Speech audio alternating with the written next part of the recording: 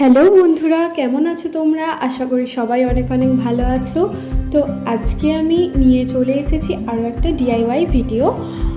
তো চলো ভিডিওটা শুরু করা যাক। তো প্রথমে আমি একটা নিয়ে নিয়েছি এখানে দইয়ের হাঁড়ি, একটু বড় সাইজের। তো এটা তো অনেকেরই বাড়িতে পড়ে থাকে, যেটা ওয়েস্ট মেটেরিয়াল। তো সেটা আমি নিয়ে নিয়েছি।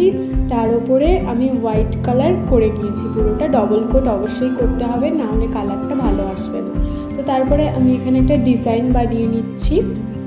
ডিজাইনটা পেন্সিল দিয়ে বানিয়ে নেওয়ার পরে আমি ওটাকে কালার করা শুরু করলাম। তো প্রথমে একটা ইয়েলো কালার নিয়ে নিলাম, নিয়ে ফুলগুলো আগে কালার করব, তারপরে আস্তে আস্তে পাতা সব কিছুই কালার করব।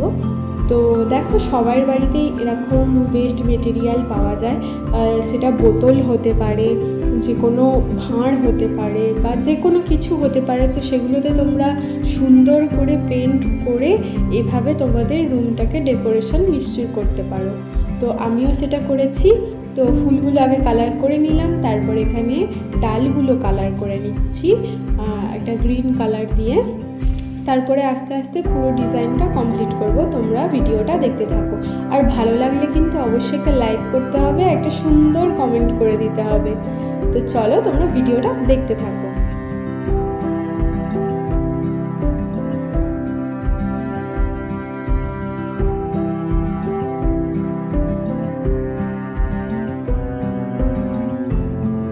ডালগুলো কালার করা কমপ্লিট হয়ে গেছে। এবার আমি পাতাগুলো কালার করে নেব আস্তে আস্তে, একদম গ্রিন কালার দিয়েই কালারটা করব।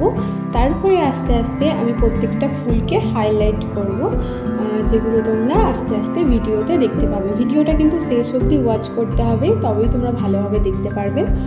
আর আমার চ্যানেলে এরকমই আমি ভিডিও আপলোড করি, তোমাদের ভালো লাগলে অবশ্যই তোমরা দেখতে পারো। আর অবশ্যই বলবো যে আমরা তো কিনে মেলা থেকে বা যে কোনো দোকান থেকে আমরা সুন্দর সুন্দর ফ্লাওয়ার ভাস কিনে এনে আমাদের রুমটাকে ডেকোরেশন করি, কিন্তু তোমরা যদি একবার এরকম সুন্দরভাবে নিজের হাতে নিজের বেডরুমটাকে সাজাও নিজের হাতে বানানো জিনিস দিয়ে, তাহলে দেখবে বেডরুমটা যেন আরও সুন্দর, আরও মিষ্টি হয়ে উঠেছে।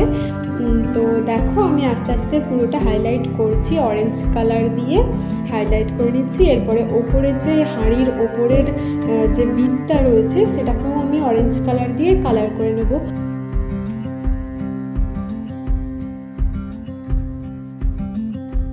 পুরো বিটটা কালার করার পরেও আমার যেন কিছু একটা মিসিং লাগছিল, খুব ফাঁকা ফাঁকা লাগছিল, যার জন্য আমি একটা ব্লু কালার দিয়ে নিচেতে একটু ডিজাইন করে দিলাম ডট ডট করে।